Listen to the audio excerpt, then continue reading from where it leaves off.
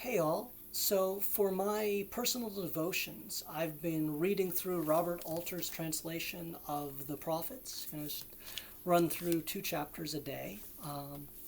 And I recently ran into chapter 19, which is one of the spaces where we first run into Isaiah's sense of universalism, that God is not simply the God of one people, but the God of all peoples. And it's expressed in a really kind of fun way.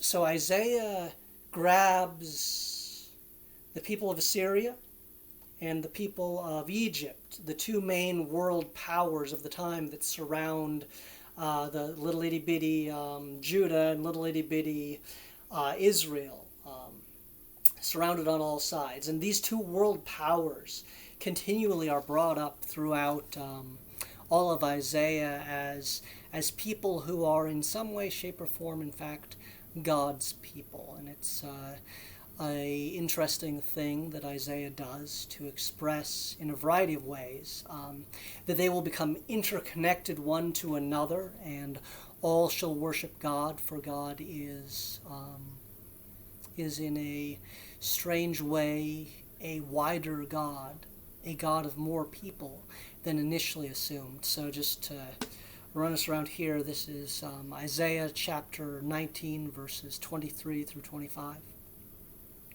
On that day there shall be a highway from Egypt to Assyria, and Assyria shall come into Egypt, and Egypt into Assyria, and Egypt shall worship with Assyria.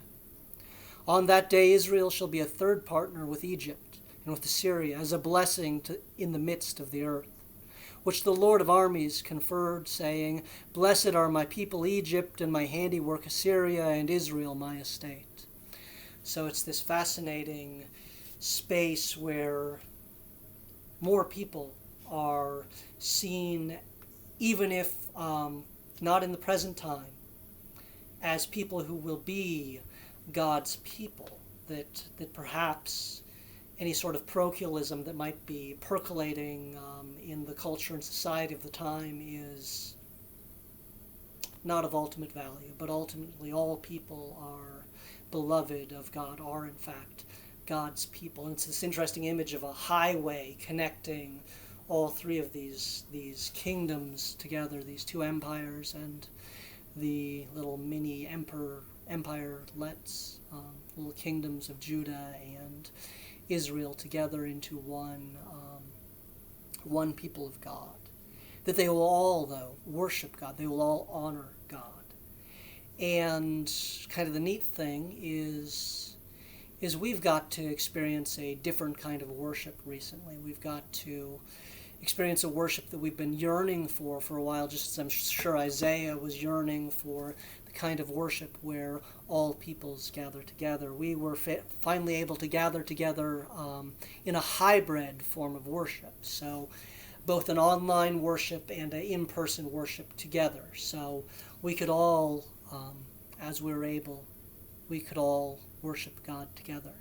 And on the in-person side of things, everybody pretty much socially distanced. Everybody wore masks. And everybody brought their bread, their chairs, and their bulletins from home. So they were able to come and go without sort of added time where we might get sick together, or for that matter, added items that might become spreaders of virus. So we were able to do all that very well. And one of the other really kind of cool things, at least for me, because ultimately when it comes to technology, I'm really just a caveman impressed by everything, So right now, oh, look, there's a thing on the screen. Isn't that wild? It looks like me. And so too, one of our parishioners was able to, Rich Jr., was able to bring the internet out into the outside. Now, I guess to him that wasn't a big deal, but I was really impressed that you can bring out this machine and it shoots out the internet, and we're able to then do our video live outside, even as we're also having people live outside. So everybody's able to participate simultaneously at that 9:30 service, and we'll be, of course, doing this again. The other thing that's pretty amazing was we got to have communion. we brought our bread, we received in one kind, and we got to receive the body of Christ.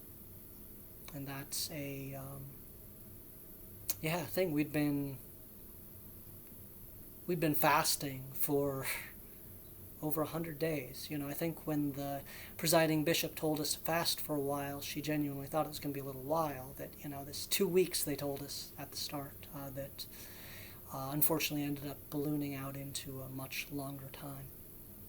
So anyway, that's just to kind of let everybody know that the 9:30 service this last Sunday, it ended up working really well, and we'll be doing the same thing this Sunday. We'll be doing a hybrid service, so those of you who are worshiping at home will be able to join all those of us who are worshiping in person, and together we'll be able to do a hybrid worship, just as those highways connect in this idealized poem of Isaiah, connect Assyria and Egypt and Israel all together. So too we're able to connect those of us virtual and those of us analog, those of us in person.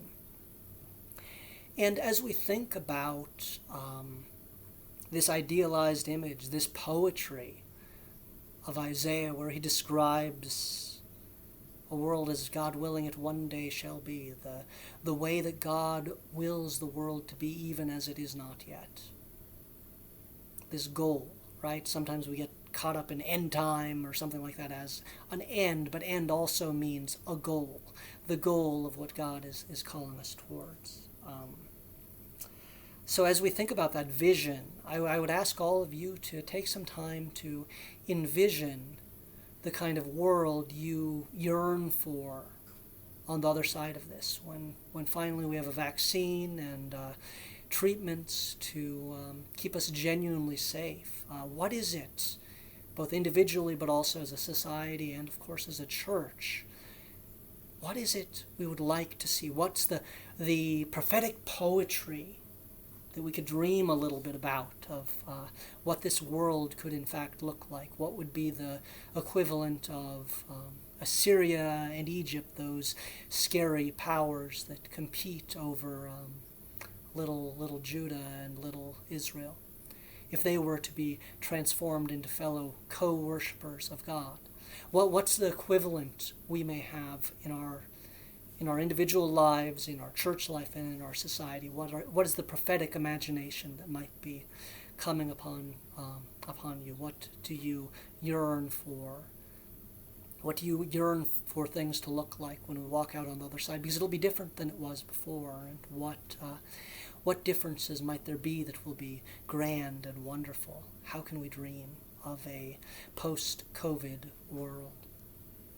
But of course, as we dream, please remember we're dreaming in a prophetic way, so we're not simply looking after our own desires, wants, and needs, but in fact we're asking, what is it that God desires and wants and needs from this world when we're finally on the other side of pandemic? And of course, I'm not saying that this is something that's happening immediately or even in the medium term, but just it's worth having some hopes and some dreams to get us through, to spark our imagination and our creativity.